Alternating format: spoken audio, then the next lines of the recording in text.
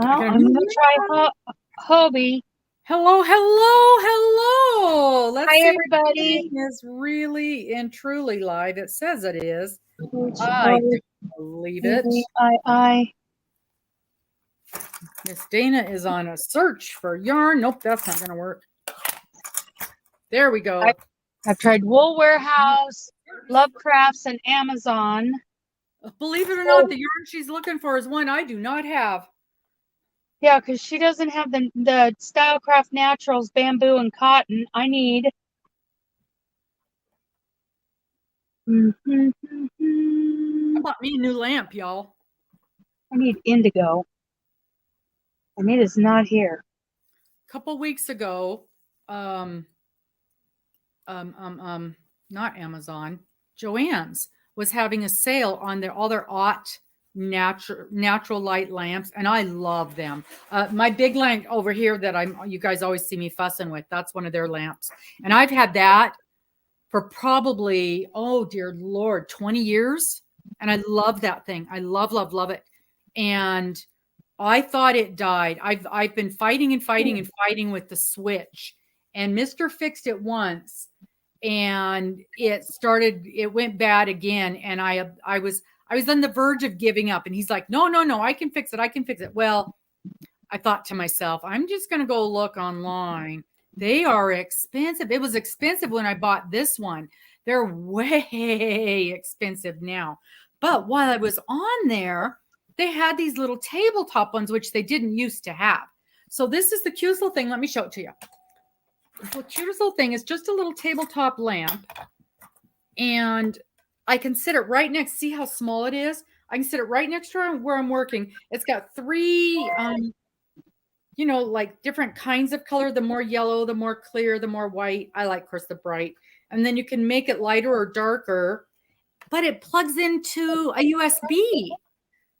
And so you can charge it and then set it somewhere. And it lasts for about 2 hours, I want to say, fully charged. But like I plug it into the side of my computer, and there it goes darker.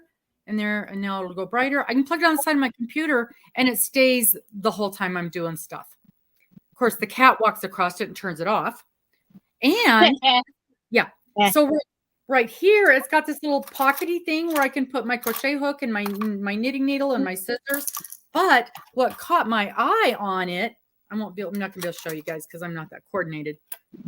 This little doohickey, I can set my phone right here, right in the front. See? So I can set my phone up while we're talking, and I've got a place for a crochet hook or two and a pin, and I just really like it. And with the clearance and coupons and everything, and it was free shipping and went to the store, so I didn't have to pay shipping. I got it for like $12. I'm like, done. For $12, a little table lamp, absolutely. And I don't know that it's going to help me or not, because I'm always fighting for light here. But yeah, I was really excited about it. So I've had it, I don't know, a couple weeks, and I like it. I think it's helping with the whole light situation. So anyway, that's my new toy. That worked out great. Well, tell them about this great class that you took. I took a great class. I was super, super excited about this week's class. Here it is. So this week's class, you guys know this. It's funny because the whole yarn debacle where I was making the this, and I ended up with this. I ended up with this mess because I was making a market bag, and making a market bag, I needed a round bottom. And I have multiple times, thank you so much, Regina, multiple times I have needed to know how to do this. Let me make me big just for a second, just so you can see what I'm talking about. When you're doing the bottom and you want it to be flat, or you're going to make a basket, you want to start flat and then roll up. But to make that, there is a formula for doing that. And I never knew what it was. And I struggled with that. And lo and behold, this week's class was doing this. It was doing this, and it was also doing the magic circle, which she calls something else. And I don't know what it was that she called it, and I can't remember. But doing the magic circle and doing this. And I'll be snuggered if it wasn't the simplest thing. Now, we did it in double crochet. She did not indicate if it was different for single, double, triple, whatever. That, of course, is going to affect the size of your ring, the size of your circle. Hi, Lisa. But I think just for physics, we're making a flat thing. We're making a placemat. We're making a plant, whatever. Just for making a flat whatever, and you want it to grow equally, this is how you do it. And it was so freaking simple.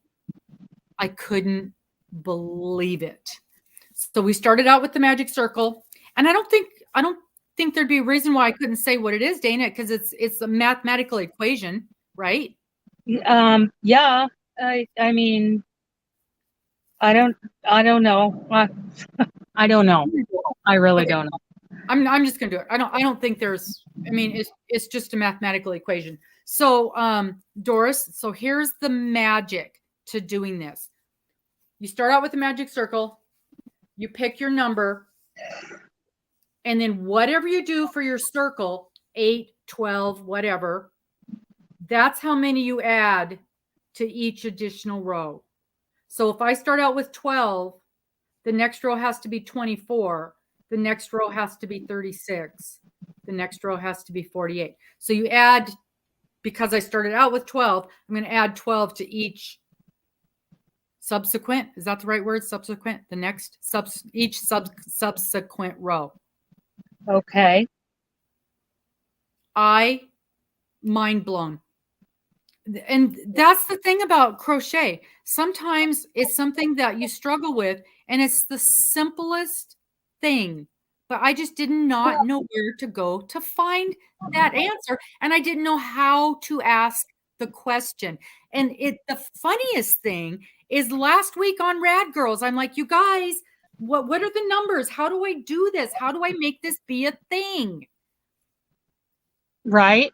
We were talking about it, and we're like, well, it depends. Are you making this? Are you making that? And I'm like, I just want a circle. I just want a flat circle. And lo and behold, here we are today teaching me it's a flat circle. So whatever you start out with for your beginning, and I would think, now I'm just thinking out loud here, don't go by anything I say. Obviously, you're not going to start with 4, but if I started with 6, 12, 18, yeah, then it would just take more and more and more to get that bigger. Mm-hmm. So yeah, I think it would That's work. what I was saying last week. You know, it depends on what you started with. Well, you start with 8, and on row 2, then you have 2 and 1, 2 and 1, or 1 and 2 and 2, 1 and 2, and the next one is repeats of 3. Round 3. Then it's 1, 1, 2, 1, 1, 2, and then the next one is 1, 1, 1, 2, 1, 1, 1, 2, and then it's 4 multiples. Singles, 5 so singles. if you're on round 2, it's multiples of 2. You're 2, 2, 2 all the way in, and then the next one, you're multiples of 3. 2 and 1, 2 and, or 3, a double crochet. 2 and 1, 2 and 1. Yes. That's what I was saying last week. Yeah, but I had to have it said a different way because it wasn't. My brain wasn't accepting it. Absolutely, my brain wasn't accepting it. So, but that's the thing with crochet, and we've talked about this time and time again. Somebody can beat you over the head with this information, and it doesn't sink in, and somebody else can say it a different way. And you just go, duh. Salina knows how to say it because she's been a true professional instructor for decades. Yep. And whatever her teaching style is, just clicks with me. It works. It absolutely works. You know, and as an example, Miss Morgan, bless her heart, when she first asked me to teach her how to crochet, which probably wasn't the best thing on her end, I'm like, okay, I will show you. And oh, by the way, here's a few videos. And next thing I know, she's crocheting up a storm. And I'm like, whoa, those videos really helped. And she goes, not so much. But look, I found these other people that really helped me a lot. I'm like, good for you. Good for you. You didn't just give up. You found the teacher that works for you. Now, and I got to tell you something else that happened this weekend that was really this weekend. Yeah, this is still this weekend. Yesterday. So I think some of you guys know the Muggle has decided that she wants to learn to crochet. Right? Because, okay. So yes, we all laugh about the Muggle wanting to learn to crochet because she has bad mouth crochet since the day I met her. And never passes by a chance to tell me how awful crochet is. And then she saw something she fell in love with. And just a second, Kim. So she decided she wanted to learn how to crochet. Okay, so row 5. I've got it written down. Because you guys know my brain. By the time we got to row 5, it was 60 stitches, and it was 2 doubles and then single, double, double, double. 2 double, because we're doing double crochets. So it's 2 stitches in one, and then when I say single, I'm talking about a single stitch, not a single crochet. So it's 2 and 2 then stitches. 2, 1, 1, 1 in row 5. So you do 2 stitches and then you do 3 stitches. 3 stitches, correct. Okay. Single, stitch. Yeah. 2, 1, 1, 1 on row 5. And that gave us 60 stitches in that row. So the Muggle decides she wants to learn to crochet. Well, I happen to teach crochet classes, so I can't not teach her because it's my job. And plus, I kind of think, okay, what a great experience teaching somebody who is not going to be a good student, is going to argue with me about everything, and wants to go from I've never held a crochet hook to I want to make this very, very like your flower garden. She wants to go from I've never held a crochet hook to I want this to be my first project. That's the mentality I'm dealing with. When I start talking about my classes, I'm going to address that. Yeah. So, yeah. Because, and I told her, no, that's not happening. You will start with a dishcloth. And she did say, oh, I love the dishcloth you made me. She, for some reason, she loves the dishcloth I made her. Wow. I don't know why. I think because I made it in teal, which is her favorite color. Oh, speaking of the devil. Oh, sorry. She heard me talking about her. She's probably watching. Yeah. Even those of us who have never met you, Muggle, we love you. We love you, and we love the opportunity to talk about you. Yes. So, okay. So week 1, we do slip stitch. So we can start with our, not slip stitch, slip on the hook, right? Putting the little thing on the hook. What's that called? Slip stitch. Yeah, it is slip. Okay, so we start. It's the slip knot. Slip knot. Yes. Yes. So the week 1. I don't know. I've only been crocheting a second. Well, yeah, but what I mean, who knows what these things are called, right? So we start with slip knot and chains. That's what we do. That's what we start with for week 1. Slip knot and chain, and we practice that many times. And then we go home, and this is your homework. And of course, we don't do the homework because why would we?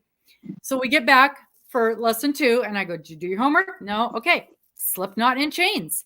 She can't remember how to do slip knot, of course. And so I'm showing the slip knot again, and she's struggling with it.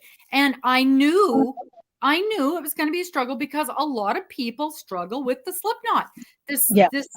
It's surprising, but it's not unusual. So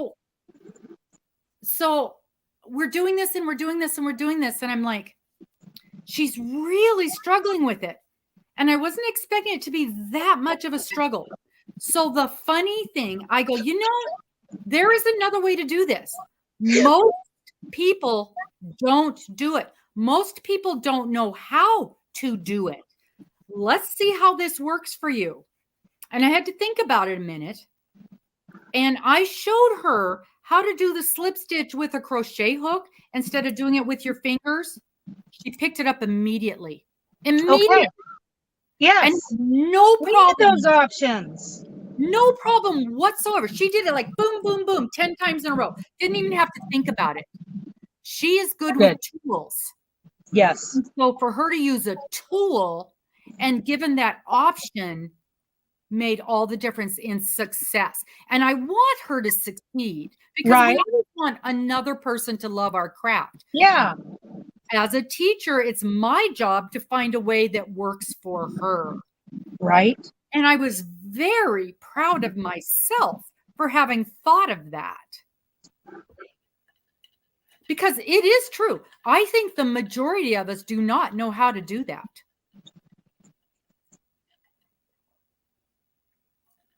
And the funny thing is, I learned how to do it from the lady who makes this very intricate thing that the muggle wants to learn how to do. Oh, okay. So she might actually do very well once she gets her basics figured out.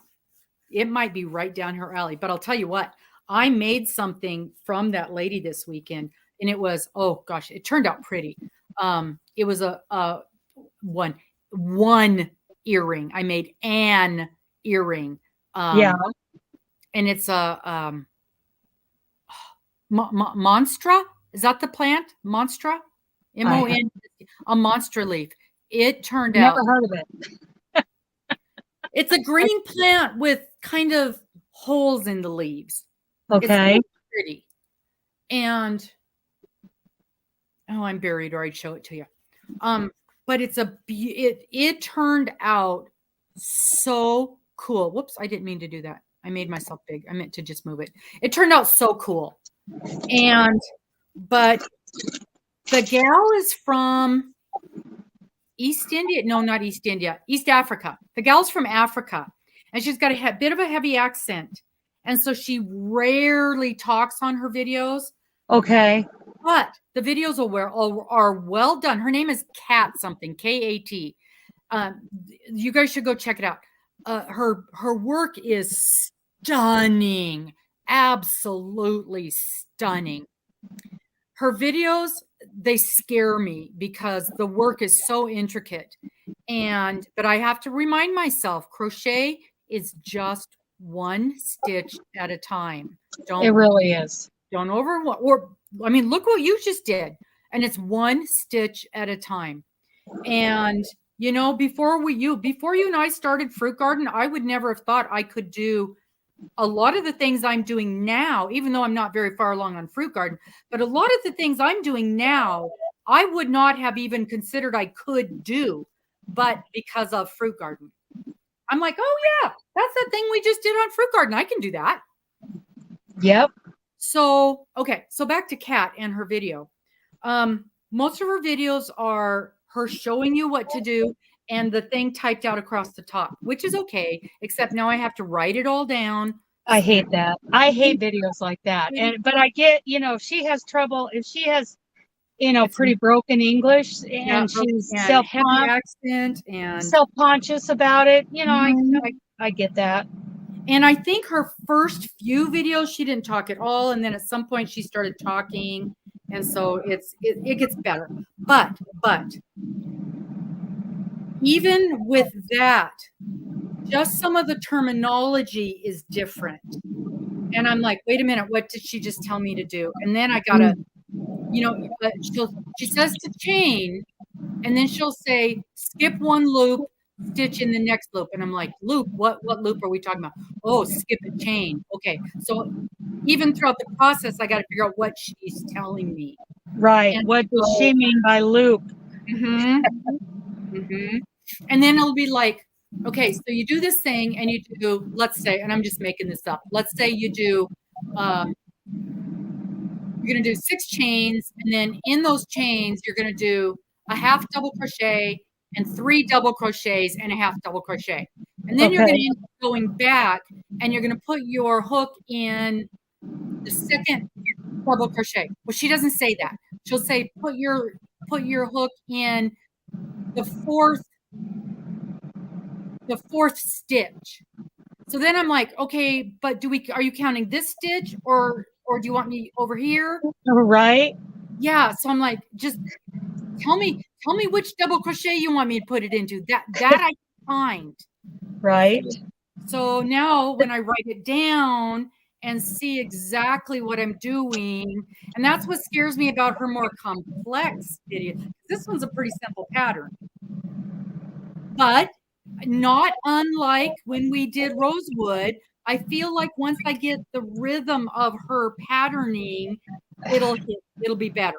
You start learning how to translate her language. Yeah. But that's the way it is. Anytime we deal with patterns from someone from a different country, there's going to be some of this. The UK, and even what you're dealing with there with Fruit Garden, that's a UK pattern. Yeah. So, there's just, we always, as Americans, we always expect everything to be done our way. And the reality is we need to learn how to do things other ways. Right. So boy, I got off subject, but I loved today's class, and it was mind-blowing for me. And it was the simplest thing. One silly little sentence. Plus she showed it on the graph, which made me do the happy dance. Yes. Because you know how much Robbin loves that. Hello, Marion. I have not said hello to anybody. Let me say hi to people. Hi, Marion. And then we will jump over to you. Debbie, I'm going to address that very thing. Hi, Doris. Hello, Regina. Hi, Karen. Hello, Kim. Truly amazing. And Doris is here. Lisa, Miss Lisa. Hello, Debbie. Debbie, did I just mail you something? For some reason, your last name is making me feel like I just mailed you something. Yes, gotta watch other people do their crafts. Hi, Marion. Okay. Miss Dana, it's your turn. Okay. So I put my regular, like learning path that I've been doing that has all these different modules with like several classes in each. Oh, Debbie won a class. Okay, that's why I mailed it. And in each module, there's so many lessons, and I'm just going through all the subjects. Well, because I might be teaching a workshop in the fall, I purchased the crochet instructors course.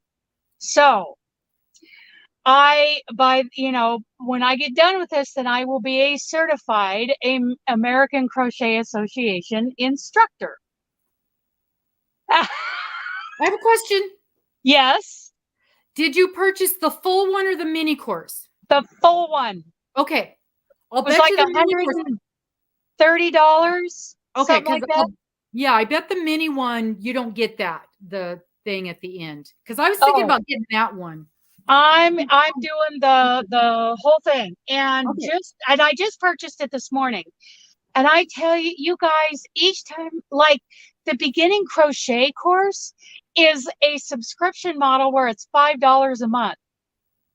Everything that you get out of that beginning crochet course is worth 100 times that. Everything you get. Okay, so what did I learn today? I learned the difference between individual teaching and group teaching. Oh, there is a huge difference. Yes. And she is talking about the negatives of group teaching. It would be awful. She doesn't recommend teaching more than two people at the most at the same time. Hi, Wanda. Hey, Wanda. Hi. Okay, Regina. It is, and what I'm getting is worth 100 times what I've paid for it, at least, because she gives such value. Without even knowing what she said, I agree with her.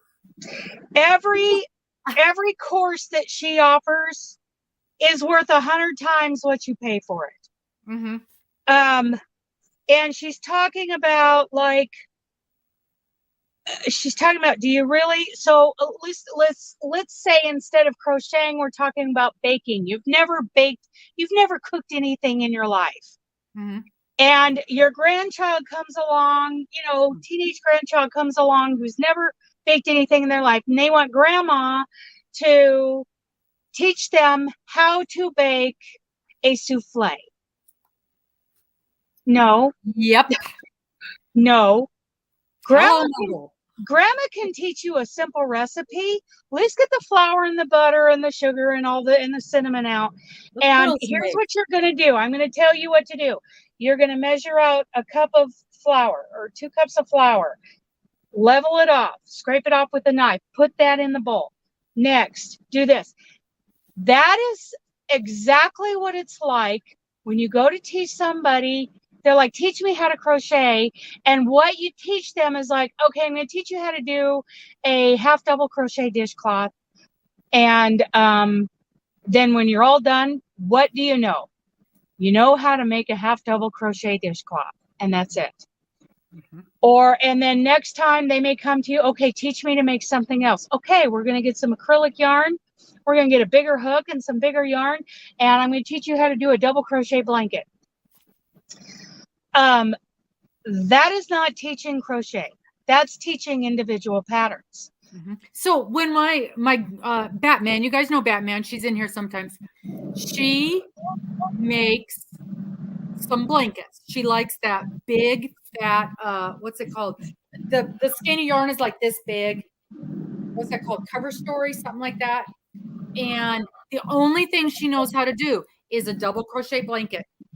And so I'm like, I would love to teach you to crochet because all you know how to do is make one stitch. Oh, yeah, you're making one item, one piece. Okay, that's like, my grandkid coming up, my nephew's coming to me, and they want to learn how to make just plain cookies, snickerdoodles. Okay, get out the baking soda, the salt, the flour, the cinnamon, the vanilla. Get all these things out. I'll show you how to do that. Or if you want to become a baker, then you start at the beginning. Mm-hmm. And you learn things. You learn about yarn. Why are we using cotton yarn? Yes. Why am I teaching you to chain? And then what is this stitch? This is the half double crochet stitch. Oh, that chain 2 at the beginning does or does not count as a stitch sometimes. But we learn about yarn. Why am the cotton, the acrylic, the wool. And seriously, she teaches people just to make swatches first. So, but I'm going through the course and learning how to teach as an individual, professional crochet lesson. And we're talking professional. Mm-hmm. Now, I think further on, we're going to talk about workshops, with groups. Anything 3 or more people, that's a workshop. And that is something you do with people who have already learned how to crochet. We're going to work on this particular project together, or we're going to learn how to do a specific technique in this workshop. Because if you get a group of people together and try to teach them, they each need individual attention. So much attention. And how many people are not going to get that attention? Mm-hmm. Because it's all about what you can give them. Well, in my first aid, it's the same thing. Yeah. We've got limits on how many we can teach because by law, they know we can't give the attention that each student needs. Right. Right.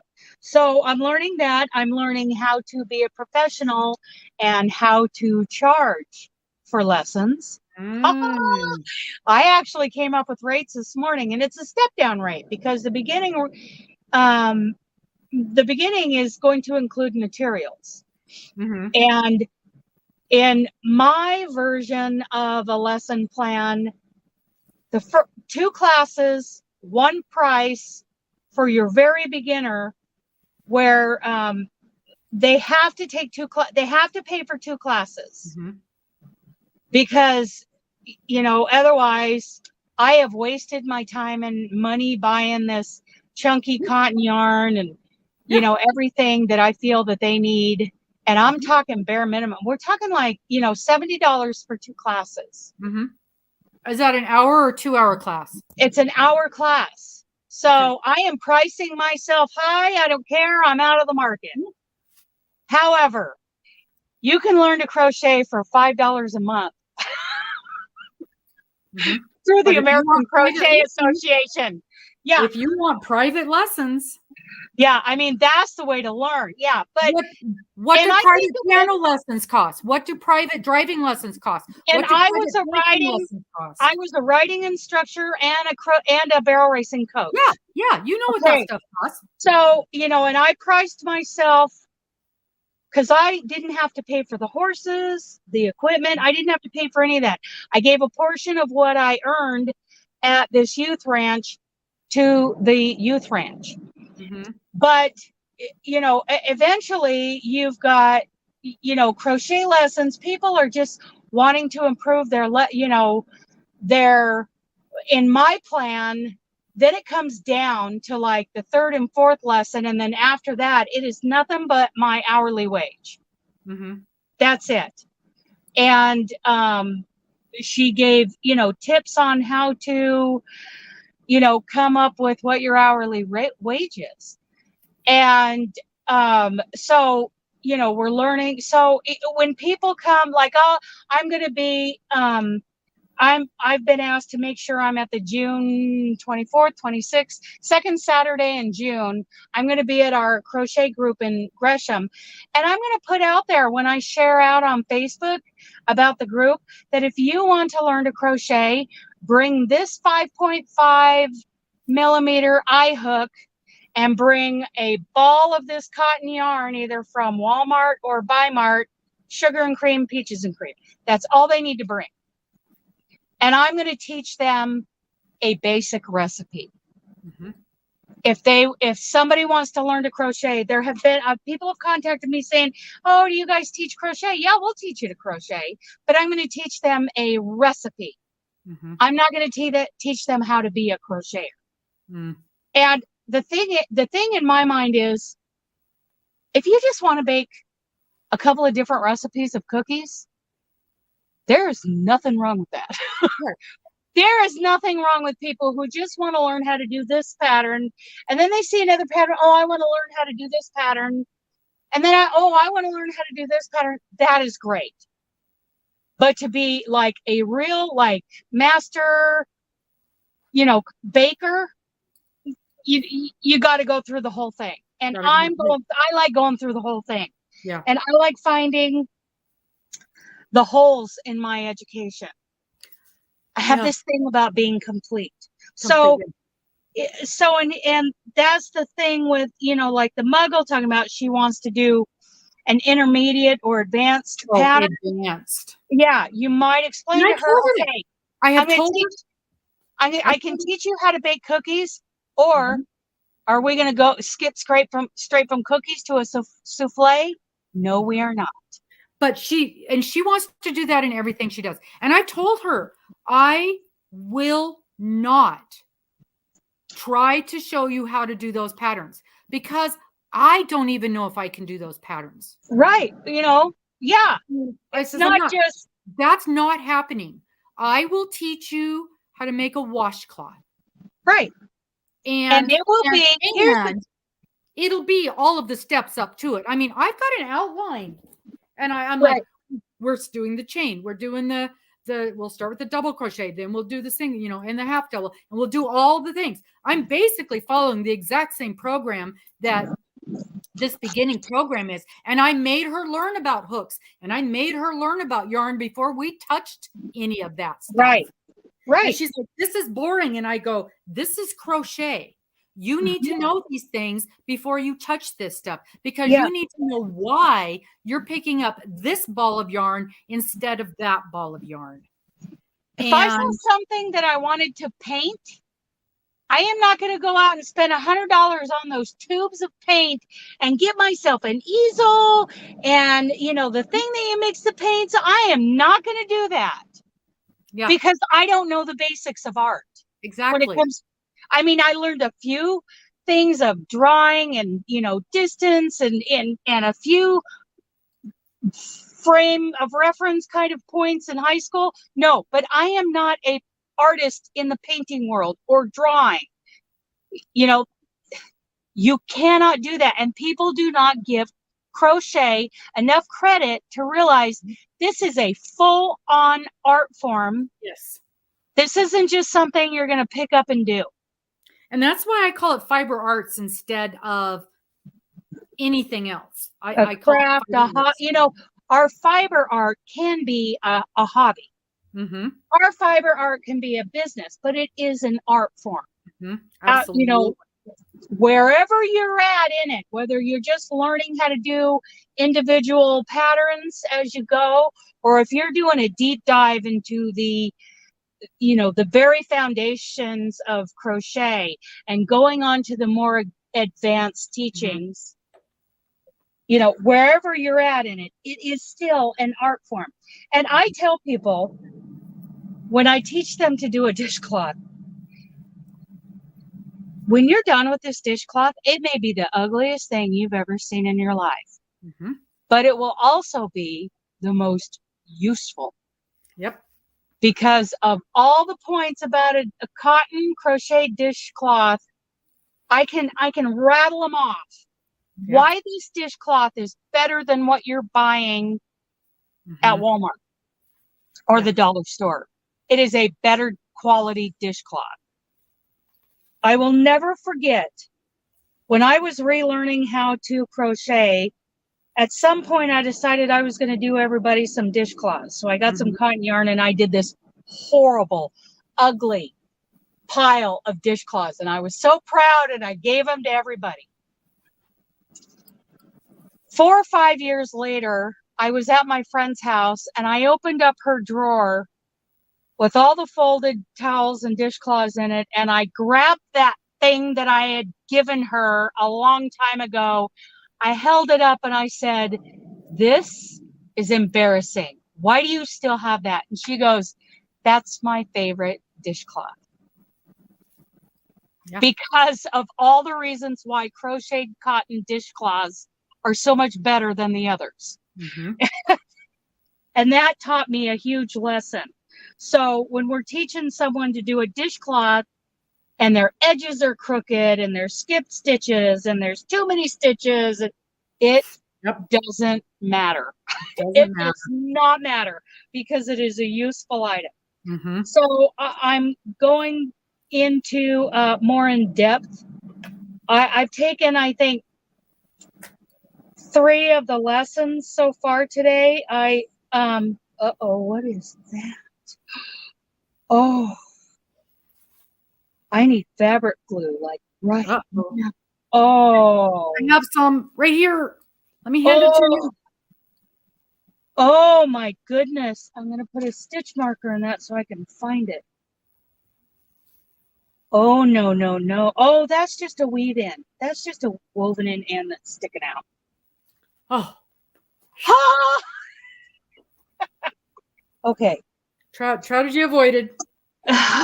So anyway, so there, as I'm going through these lessons, I'm realizing, okay, so if I'm going to do one-on-one, I certainly shouldn't cheat myself. And in turn, what that does is it gives crochet a higher value to the students. And when you focus on, creating a learning experience where they actually learn something and they can be tickled. No, I think 4 is too many because there's always going to be one that didn't get their questions answered. Or they are afraid to ask questions. Or they're afraid to ask or whatever. That's after hearing all of these lectures this morning, that's where my mind is now. And I have tried to teach a group. I tried to teach my mom and Aunt Martha sitting on the deck. Oh, boy, did I go about that wrong.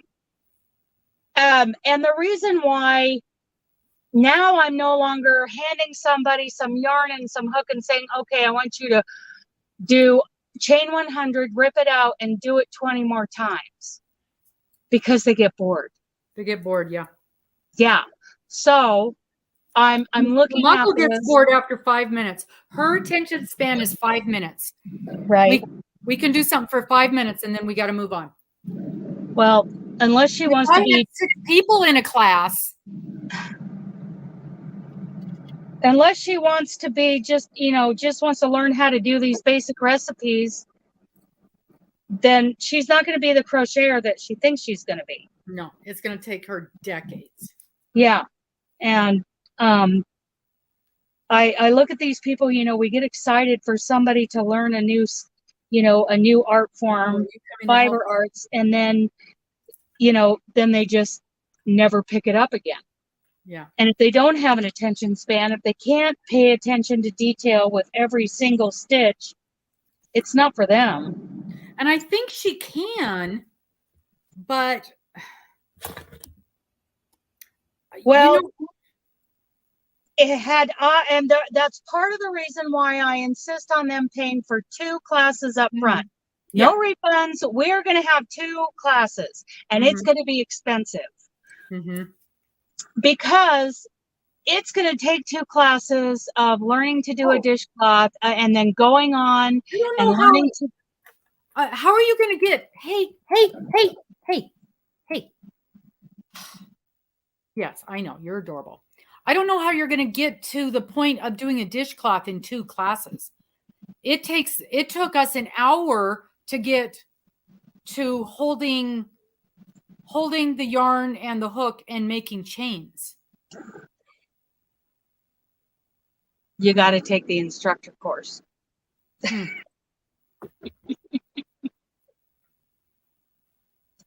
Yep. And they're not going to complete a dishcloth in 1 class. No. Oh, no. There's no way. But they will have enough instruction to finish it at home, or we'll finish it in the 2nd class. And then we can go on to a double crochet dishcloth, and then we can do something in single crochet, and they can start doing things that are more rewarding. Yeah. I wish she would have picked it up and played with it a little bit during the week. Although she probably, honestly, she probably could have gotten it if we'd have played with it yesterday. If I'd have picked up a stitch.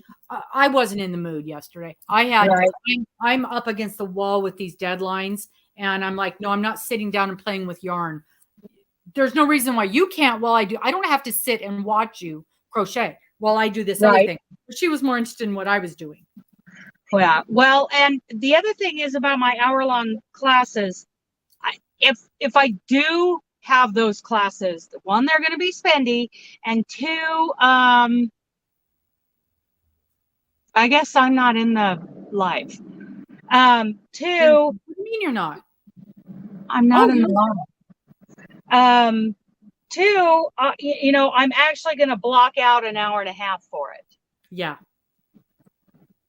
So a workshop is when we all come together, and that's a group setting. But I'm not going to do I'm not going to teach very beginning how to hold the hook, how to hold the yarn, and how to make a stitch kind of class in a workshop in a group setting. So many reasons for that. So many. And but a workshop is where we're working on a technique or a certain pattern or whatever. Yeah. So I learned a lot just in 3 of the lessons this morning, and I plan on doing a couple more this afternoon. I mean, we will even go into lesson plans. I'm sorry, Lisa.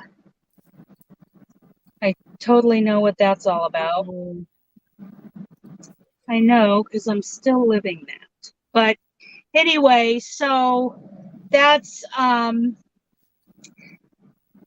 what I'm on now, and I am going to binge these classes because It is so amazing. Everything that I learned this morning, just doing those 3. I'm going to do a couple more in a little bit as soon as we're done here. Maybe I'll do one more, and then I'm going to do a fruit garden party because I got stuff to show you guys. Oh my gosh, you guys, what she has done. Okay, make me big. Her stuff is stunning. I'm like over here doing hats. Are we ready? Are we ready to see it? Okay, here we go.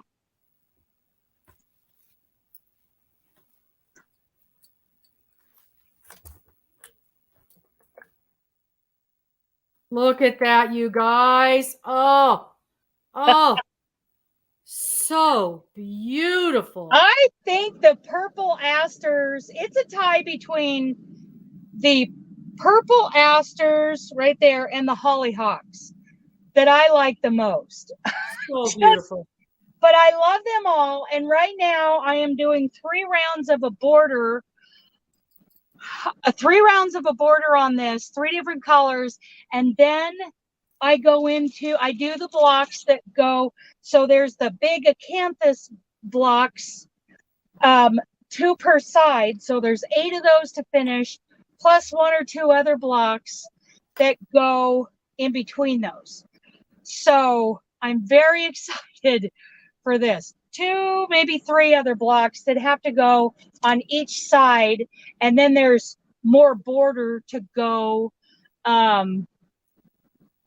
around that. So I'm going to border this 3 rounds of a border, 3 different colors. And then I try to get those. Thank you, Doris. Thank you, Wanda. Thank you, all of you. I'm really excited about this. Now, I was telling Robbin, a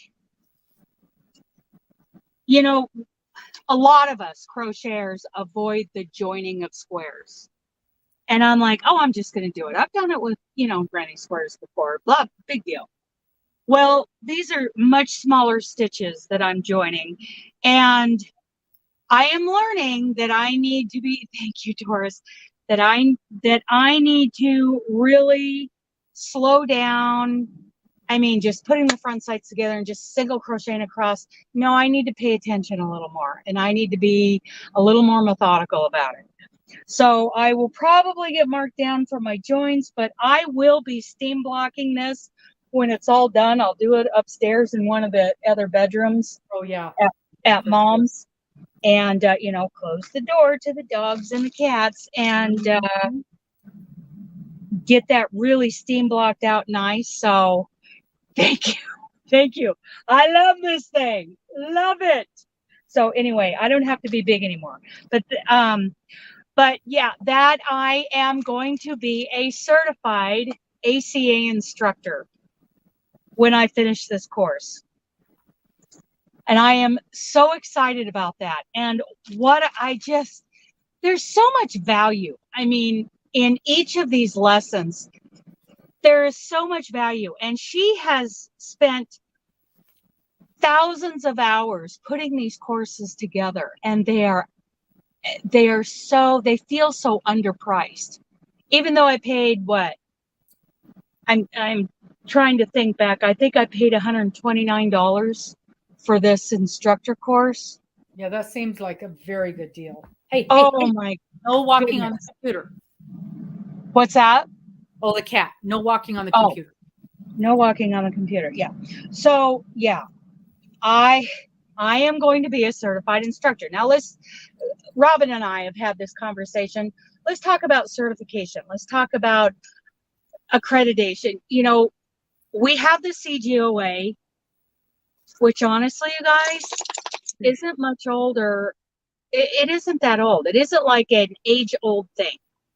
ACA is at about 7.5 years now, and it's a different format. But to become an authority in anything, so I was a horse trainer, riding instructor, barrel racing coach. And at one point, this Certified Horsemen's Association just popped up. Just came out of nowhere. And it was a group of people who decided they were going to certify writing instructors. That is how the Crochet Guild came up. That's how the American Crochet Association came about. People just decide they're going to start these certified courses. Anybody can do that. I can do that. Anybody can do that. You can do that. Takes a lot of planning and a lot of time. You can make me small again. But anybody can do that. Now, Marion, I don't know how much time. We'll see what happens. Right now, I just want to be able to effectively teach a workshop in the fall. We'll see what happens, Marion. I'm more looking forward to doing that when I'm retired, but I don't know for right now. The answer is I don't know. So anyway, anybody can it's a matter of positioning yourself. It's a matter of presenting yourself as the authority. What shows up in the long run is whether or not you really are that authority, whether people put trust in you.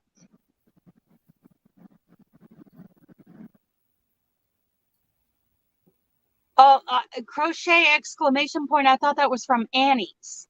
That Annie's is no longer doing that. That's what I heard in the live the other day with Marley Bird and Erin Lane Bags and Salina. Yeah, I thought that was that magazine came out from Annie's, but I don't know. Anyway, anybody can put together a guild and call it the, Crochet Guild of America. Anybody can start an association called the American Crochet Association, which, side note, the only reason it's called American is because she uses American terminology.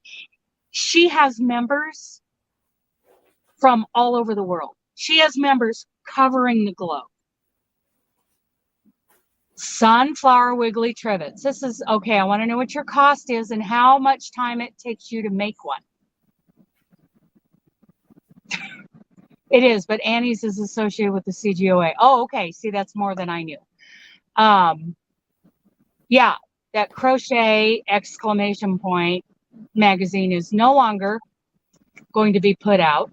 Who has said that? I haven't got an email or anything, and I subscribe to it. Wanda got an email the other day. Because I have not. So any organization can create themselves. They position themselves, they posture, and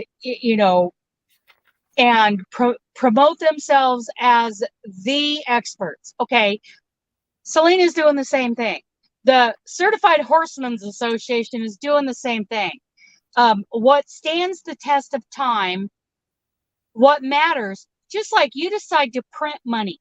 You're printing paper money. What gives that money value is the trust behind it. Mm-hmm. Do we trust the dollar? If someone hands me $5 for something that I'm going to give them what they're buying from me because I trust that this is the value. It's the same way with people who are in expert positions. Salina has absolutely gained my trust. And I firmly believe she is who she positions herself to be. And she does it in a way that it's all for us, the end users, brand new crocheters, experienced crocheters. She does all of it for us. And for us to pay her back, a little bit of what it's actually worth, I'm all for it. Totally for it. With the CGOM, oh, yeah. I don't think I haven't received one, actually, Wanda, in a couple of years. They haven't sent out mine. So I've stopped I am no longer a member. See, I pay for my subscription. Well, I've been a member for 3-4 years now. And they started in the beginning sending me that magazine, but I haven't seen one in, I'm going to say 2 years, 2-3 years. So when I had to get a new debit card, I didn't renew. I didn't give them my new debit card. So anyway, that's where I'm at. Nothing wrong with learning individual recipes. But No. there's a difference between, I know how to make this recipe of cookie, and I know how to make snickerdoodles, and I know how to make peanut butter oatmeal or whatever. And one time I attempted a souffle, successful or unsuccessful, but I am not a baker. I make jam. I make one kind of jam. Right. Sometimes it works. Sometimes it doesn't. That doesn't. But I would never. And is it like pressure cooker canning jam, or are we talking freezer jam? What? No, it's the real boiling. The real deal. Jam. Right. Yeah, real thing. See, I can make soap, but I am not a jam maker. Right. I am not a soap maker. I call myself a soap maker. I can make certain recipes of soap. I'm not an expert. Yeah. But I make suckers, but I am not a candy maker. Right. And I think, as we talk, I think that's the way I am. I think I learn how to do a thing. I don't think I'm proficient in anything. Most of us do. We at least start that way. Mm-hmm. We don't just, how many people, I don't know anybody who said, I want to learn to crochet. I want to learn the actual art of crochet. I'm going and I'm joining the beginner's class at the American Crochet Association, and I'm just going to do what she says. I don't know anybody who does that. Nobody. I don't know anybody who has, because they did. I think, yes, exactly, Marion. Hey. No, stop. You're a bad kitty. You are a bad kitty. Come here. Okay, so the skeins are $6 each, and I use 2 to 3 colors.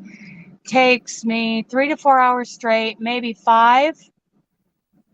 Just work on them in the evenings. Okay, so if minimum wage is $15 in Oregon, you had better charge that times 4 plus your yarn, Doris. And therein lies the problem. Yeah. I have come to the conclusion that as much as it, oh my God. Okay. So my friend, I said, bring these things to me on Saturday and we will price them. She does machine embroidery. Ooh. And I said, I need you to have a concept of how long it takes and how much your materials are, and we'll figure out some pricing on this stuff. So she shows up with these things already priced, and it's like $3, $5, $2. No. And I'm like, no. Are you insane? No. You did not spend more than $2 in material to make this. She's got tote bags that she's got marked for $3. And I'm like, you're selling my tote bags for $17 and you're going to sell yours for $3? And are they beautiful, good quality? Some of them are beautiful. Some of them are less than beautiful. Okay. So you can, knock a price down on those a little bit, but $5. Yes. No. So you are hurting. I said, I'm taking all of this home and I'm repricing all of it. Yes. And the funny thing is, so the muggle is sitting there. She's like, I wouldn't pay $5 for this. I wouldn't pay $3 for that. I go, yeah, but you're cheap. Yeah, good for you. Yeah. No. I said, you are not our, what's the word? You're not our target customer. You're not our demographic. You are a yard sale customer. You're not who I'm selling to. Right. Yeah, I'm not going to sell handmade stuff to those people because they don't get it. Dennis bought he bought a handmade quilt at a yard sale for $2. I sold it for $35 yesterday. Probably could have gotten more. That is still a steal. $35? I should have gone for $200. I know. But it was it wasn't it wasn't completely pieced. It was panels. I mean, and I quilt. So I get it. I understand quilting. Right. And it was small. It was like not even a throw. It was almost a table topper. It was a decorative thing. Okay. So, And I probably easily could have gotten 75 for it, but I was reading the crowd, and I know we don't get that much walk-in traffic at the store. Mm-hmm. And I probably could have got 50 out of it, but I'm like, you know what? I want to sell it. No, I think I sold it for 40. I did. I sold it for 40. That's bad. You know, where did you sell it at? Where'd you sell it at? At the craft store. We had a walk-in customer that bought. Oh, wow. Stuff. I had 2 customers that bought stuff yesterday. That's crazy. I know. Just walked in off the street and bought stuff. That never happens. Since October, that has never happened. Mm-hmm. And you think I had a place to make the sale? No, I had to run it through my credit card machine for my first aid company. Yeah. I had no way to make it. Selling her embroidered things for $5. No, I'm repricing all of it. The motivation on that is just to move them quickly. Well, you are devaluing your own work. And if you're just trying to undercut everybody else's prices, you need to go away. Yeah. So now something she's had marked I thought was okay. She made some burp bibs and they were marked $8. I'm like, okay, that's reasonable. Okay, so back to Doris. Doris, I know you're not using all 3 skeins of yarn for one. Right. You're using a portion of it. Or maybe a different question would be, how many can you get out of those 3 skeins of yarn? I think they should be $20 a piece. No, Doris. You price them so that some people will walk away, but not all.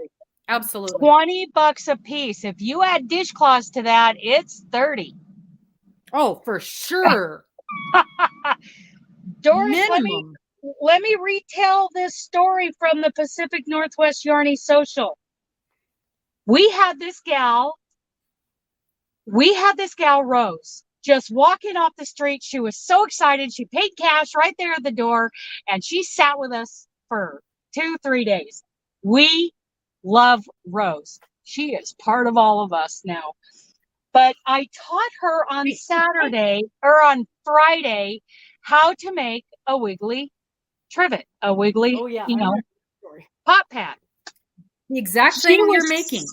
She is so excited about it. She started the second one Friday night, and Friday night we were all sitting in the lobby doing this people watching. That's a whole nother funny story.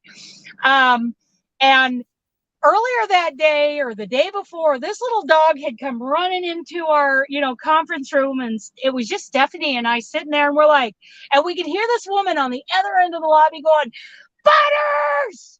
Butters! And we're like, Butters, come here! So we met Butters. Butters is like the hotel mascot. Well, then Friday night, we're sitting there doing the people watching thing, and we're crocheting, and Rose is working on that wiggly trivet, and she had one finished.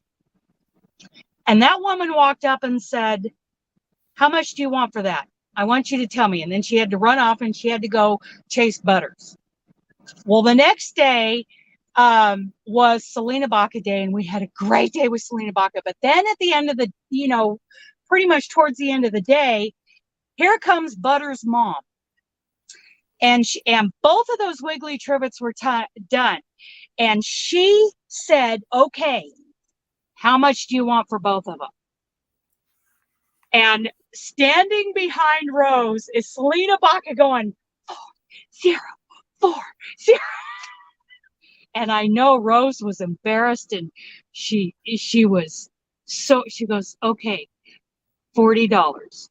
And the lady goes, done. Sold 2 wiggly trivets for $40. Yep. Thank you, Salina. Because that was even more than I would have. She probably would have sold them for 5. I would have sold them for 10.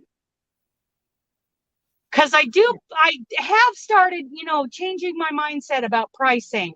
But Salina has really gone above and beyond. And has really convinced me that this is an art form. This is a craft that we have done with our hands, and our time isn't free. Right. So I I love that Rose, who is one of those crocheters who learned how to do this pattern and learned how to do this pattern like we all did. And now she's doing something, a little more intermediate technique, and she sold them like that. Mm-hmm. So I was telling you about that. Let me find that little earring because it really is pretty. I mean, it's really pretty. It's handmade jewelry. Yes. And it is beautiful. I mean, I toot my own horn here, but whoops. All right, where is it? There it is. I'm going to lose it because it's tiny. Now, and I'm using this tiny, tiny little, crochet thread, so I can't see the dang thing. I'm going to make me bigger. You won't be able to see this at all. Yeah, I see it. That is so stinking cute. Isn't that pretty? I love that leaf. And of course, I haven't done my ends or anything, and that's how big it is. Yeah, so it's a pretty good size. Yeah, it's about, inch and a half maybe. So 2 of those. And I'm not going to do beading or anything. I'm just going to let it, just from an earring hook. And you know me, I never give anything enough value. I'm thinking $10 a pair. And I showed that to Morgan and she goes, $35 a pair. I'm telling you, it's $16 an hour, somewhere around there is minimum wage in Washington. And I firmly believe we need to price things like we don't need to sell them. Yeah. And just release it to the world. Yeah. And somebody's going to come along and want them. And I think in the fall, those would look good in yellow and orange. Oh, yeah. Yeah. And the muggle liked it. She thought it was gorgeous. Well, but see, this pattern is from the same lady that does all the plants that she likes. And she said plant people will go crazy for that. Yeah. And plant different shades of green too. Yeah. Do different shades of green. I can't find and I only went to one store, but I can't find this is the only green I could find this in. But and how long did it take you to make the one? It probably took an hour, but that's watching the video and stopping it and watching the video and stopping it and watching it. Once I get it written down, I'll bet you this won't take more than 20 minutes. And then do 2 of them with ends woven in and an earring hook. And then put a thing on it. Yeah. Plus your material. Even I like this. Oh, material, nothing. This thing was $3, $3.99, and I could probably get 100 out of it,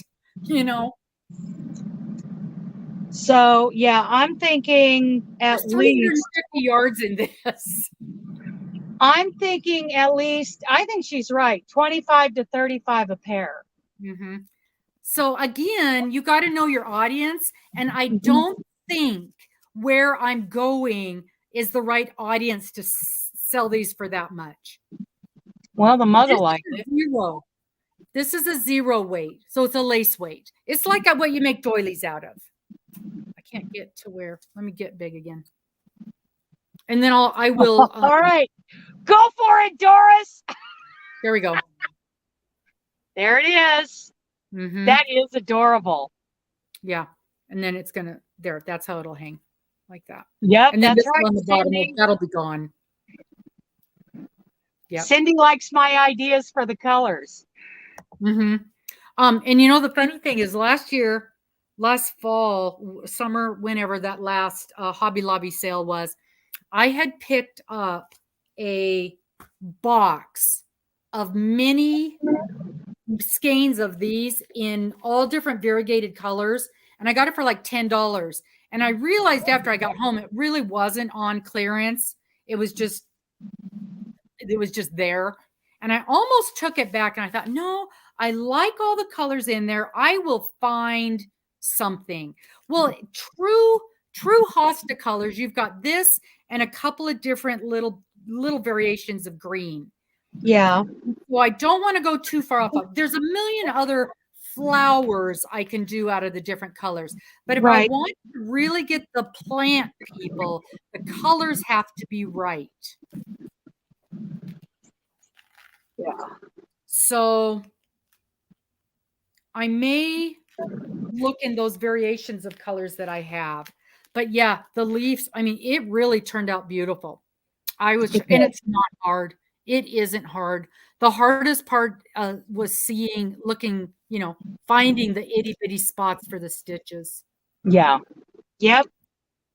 So, but there you go. Magnification and a lot of light. Mm-hmm. That is great. I think that's great. Yeah. Your hosta earrings. Mm-hmm. So I've heard of hostas. I've heard of hostas, but what you said before, I did not know. Yep.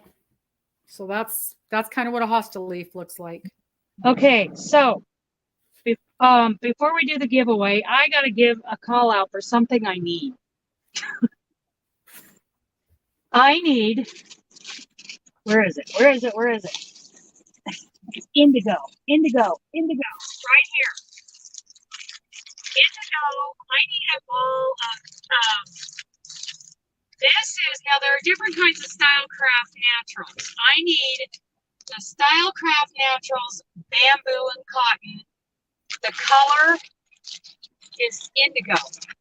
If anybody has one, they can sell to me because I'm looking online and the only place I can find it is at overseas, like little shops, and I'm nervous about that. But I need Stylecraft Naturals Bamboo and Cotton Indigo. I need one ball. Have you checked with on Anya's site? Because that's all she sells is Stylecraft. I'll check because I've checked eBay. There's one on eBay, but they call it bamboo, cotton, wool, yarn. And that makes me nervous. What are you selling? Because there's no wool. No. Because in Europe they call all yarn wool. Wool, I know they do, but it makes me nervous. Yeah, but send Anya a message and ask her if she has any in stock. She did say on her live today they are having a hard time getting all the colors. And there's stuff she's been out of stock of for months and they cannot get. A lot of people are out of stock, and there's like some no-name places that make me nervous. They want me to do a bank transfer to pay for this ball of yarn. No, thank you. Yeah. So I'm putting the other thing is she could at least maybe vouch for one of these companies. Yeah, because it looks like I'm going to have to order it from somebody overseas. Mm-hmm. And I would check with her because that's all she sells is Stylecraft and a little bit of King Cole. Yeah. She sells the King Cole cotton, I want to say. Love Crafts and Wool Warehouse is out of it. I couldn't find any. What about We Crochet? What's that? We Crochet, they carry it. Yeah, they carry it. Because I almost got my stuff from them.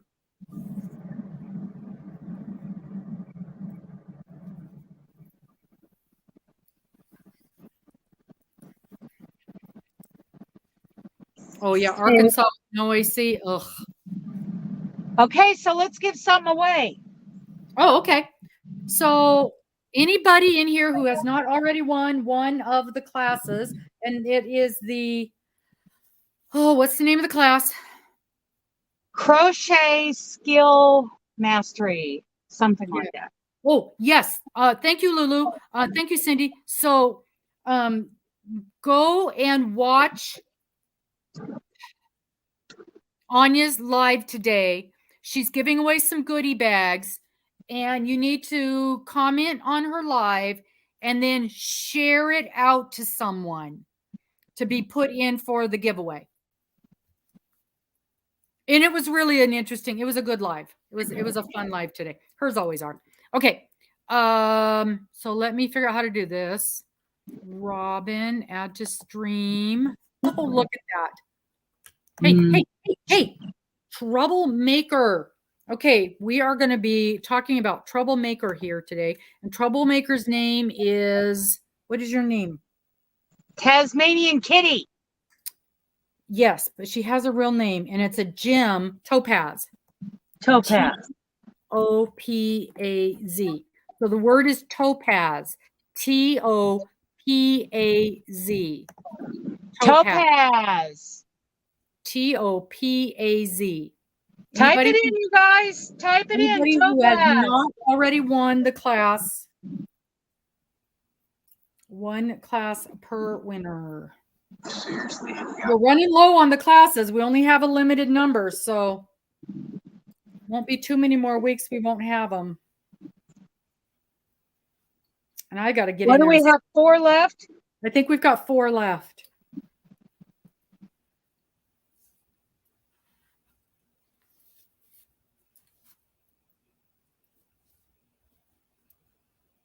I'm getting hungry.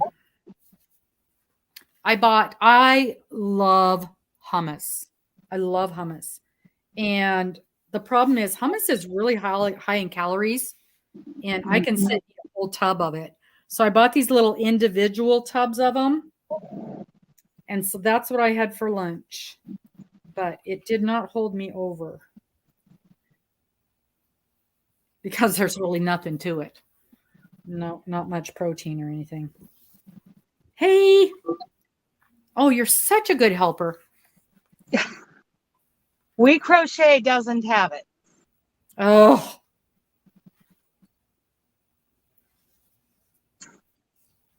Yeah. Connect with Anya.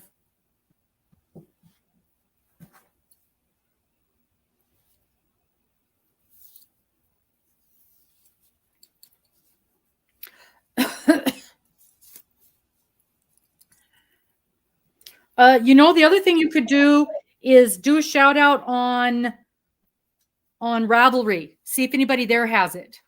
Yeah. I don't know how to do a looking for. I know how to search to see if anybody has it for sale. Yeah. But I don't know how to do a looking for. But Kim at Yarning for a Smile, she would know how. She would know how to do a search. Okay, so we got 6. Is that it? Is everybody in? Let's do this. Are you ready, Topaz? Wait. Jeannie, you misspelled it. Jeannie misspelled it. It's Topaz. Let's get Jeannie in there. Get in there, Jeannie. Topaz. And Topaz is going to push the button. She's going to push the button. Look at her. I look so good on camera. Oh, yeah, she does. Let's see. You ready for her close-up? Are you ready? Okay. Here we go. Are you ready? Okay, you got to push that button right there. That button right there. Are you ready? Push that button right there. Like, I know how to do it. You don't have to tell me. I know how to do it. No, I was wrong. Haha, Grandma was wrong. You got to push that button right there.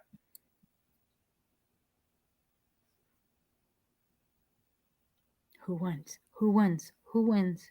Who wins? Yay! Jeannie won! Oh, good thing we fixed it. Yay! It's a good thing I got her to change.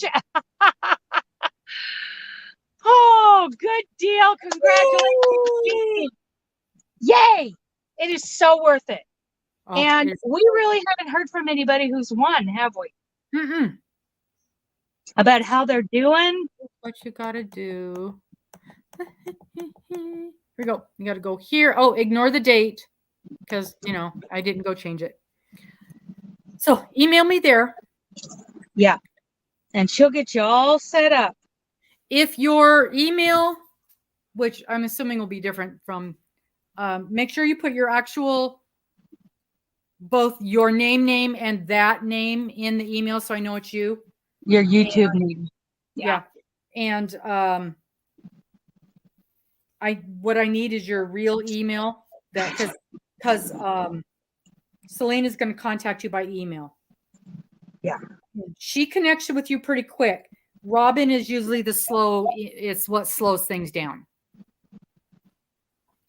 Okay. Oh my goodness. I think I heard a rumor that there's going to be a fruit garden live today. Yeah, I'm thinking 5 o'clock. I'll go live. Considering it's 4:30. Yeah, it's You must be stocked. 4:17, and we'll do a fruit garden party live at 5. I'm such a dork. I've been having a really rough day. I've been trying to tell people things, and the words, they're just not coming. And so I was thinking just now when you said that, I'm like, dang, I'd like to go to that, but I've got to do stuff on my knitting machine, and it's too loud. Oh, yeah. Wait, they won't hear me. It's okay. That's the way it's been all day. Marion, that kitty is a terror. I call it the Tasmanian kitty. And she is. She is. But all kittens are. So yes, that's part of the deal. She makes up for it in cuteness. Oh, she got her little self outside the other day. We don't know if she snuck out when one of us went outside or if she figured out the dog door, but she got outside and we're like, where's the kitten? Where's the kitten? Where's the kitten? Nobody found the kitten. And so finally I told Dennis, go outside and holler for the kitten. This is the next day. I was at work and Morgan's like, I haven't seen Kitty since yesterday. So I sent him outside. And he said he went outside and went, kitty, kitty, kitty. And here she come running from under the motorhome. She spent the night outside. Luckily, it's not cold, but I think it made an impression. And I don't care if she's an outside kitty at all. But she doesn't have a collar. She doesn't have a tag because they're too big. Even the kitten ones fall right off of her. Doris, I think a daisy washcloth to go with that would be awesome. Jeannie, it is the crochet skills mastery course, something along those. It's a really good. I'm going to buy that class when I'm done with this one. I have it. Yeah. You rub that in every week when I say this. You rub that in. I do. We all know that you have it. I have it. Yeah, I already have it. I'm going to. Just saying. I have a question for you because I know you already have it. And I know I've asked you this before, but my mind doesn't work right now. Oh my God. I spent 4 hours getting things ready for the craft show last night. 4 hours. Everything I touched, I ruined. Everything I worked on last night, I screwed up because my brain, because I'm trying to do too much. And so that's why right now I'm just working on untangling this. I'm kind of giving my brain a break.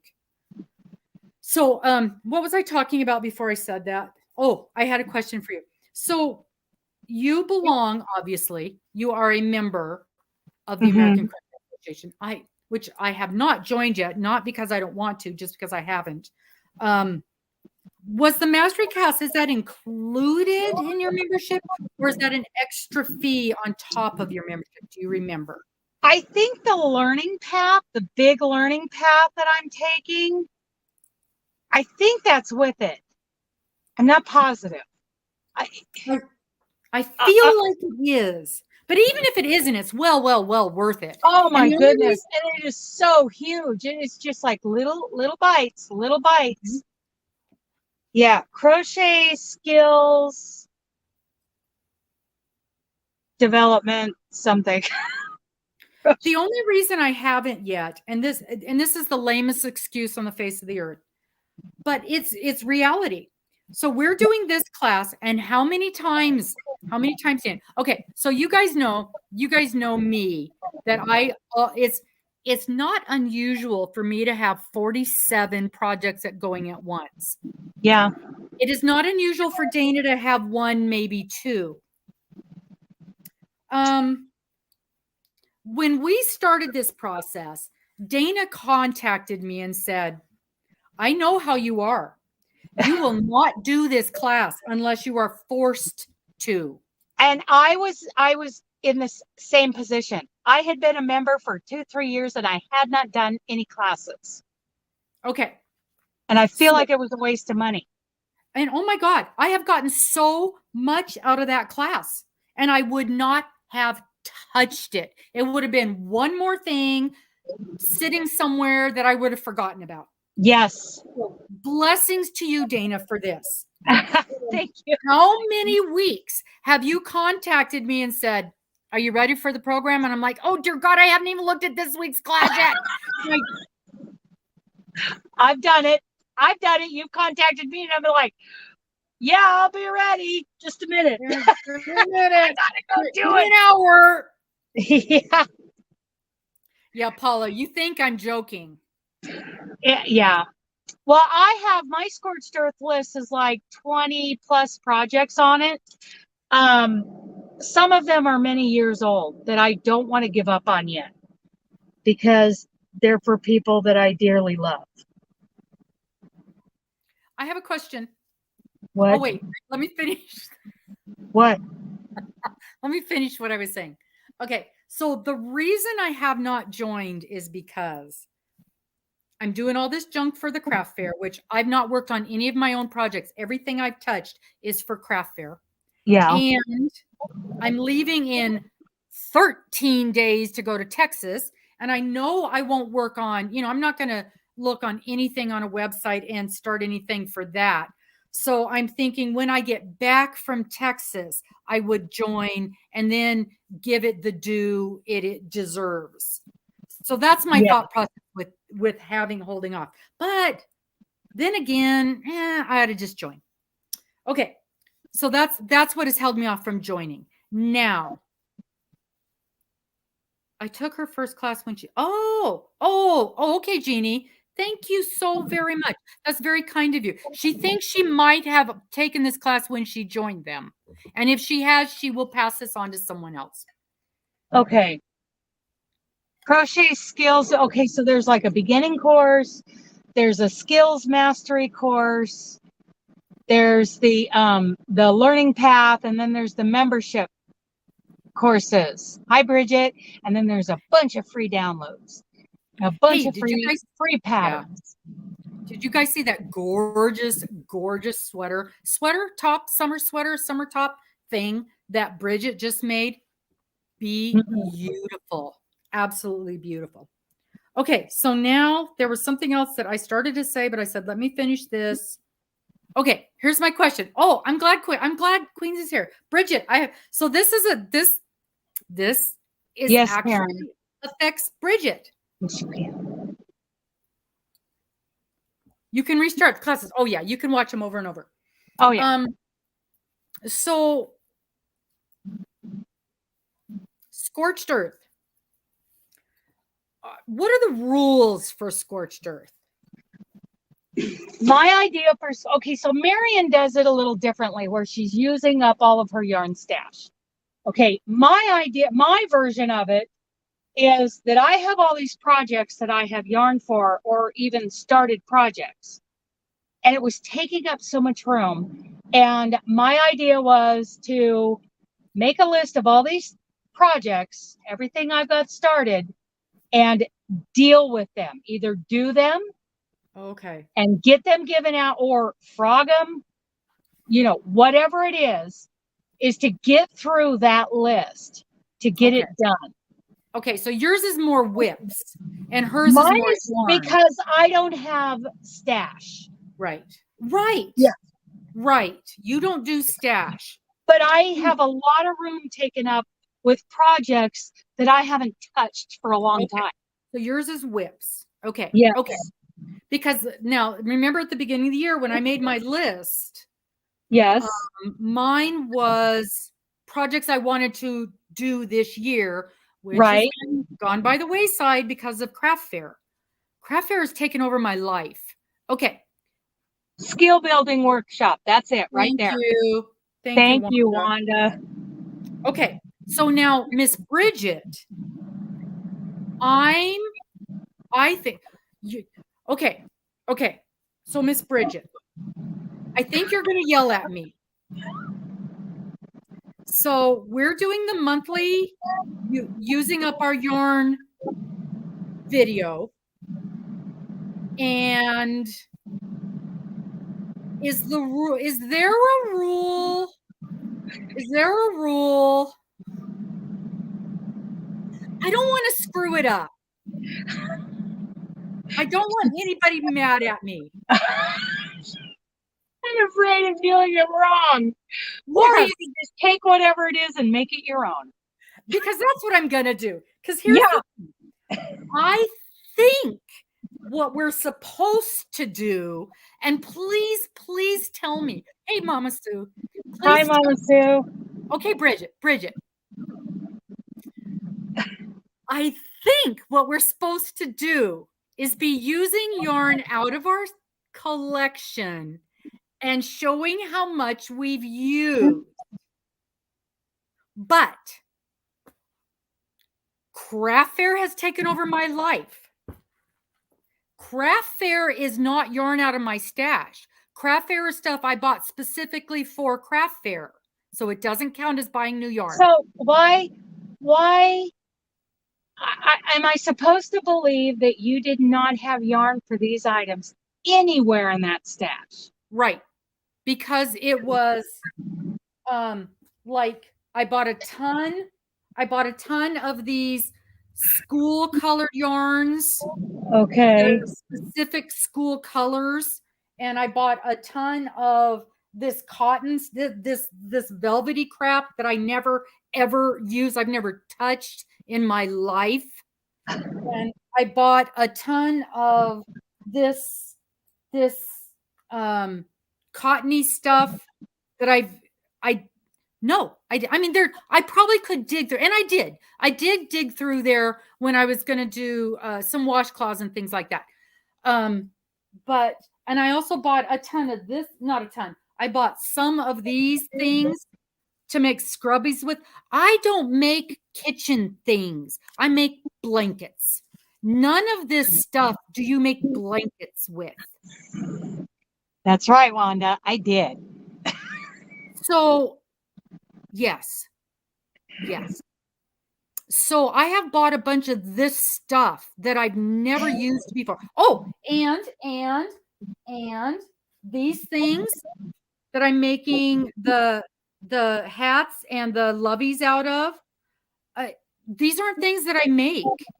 So everything that I'm making, I got the yarn for. Now, when I am making the twisties, and just like this, I had to have green. I had to have a specific color green of this to make these earrings. I had a couple of these, but I don't typically buy green. I buy a crew. When I make this is why I don't buy yarn just because it's on sale. I don't buy yarn to have in a stash. It has a purpose when I buy it. Okay, so, and that's why everything in this box is for the craft show. That's everything good. That is great. Is for the craft show. And I literally am just yanking something out of it. Here's the next one. And it's a multicolored school color, green and white, to make school hats. Okay. And, so my question to Bridget, when I do next month's thing, all of my yarn is going to be this stuff. And I got a pile of it. I mean, I've got I want to just say hi to Melissa. There we go. Okay. So, are you here, Bridget? Look at this. These are my yarn labels from this month. Because I am whipping out stuff left and right. But it's not stuff from my stash. I mean, a few of them are. This one was. Of all the yarn you own, you had to buy all brand new yarn to do your craft. The majority of it, yeah.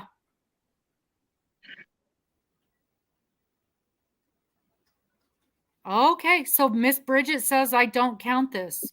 So then I have nothing for this month. This month is 0.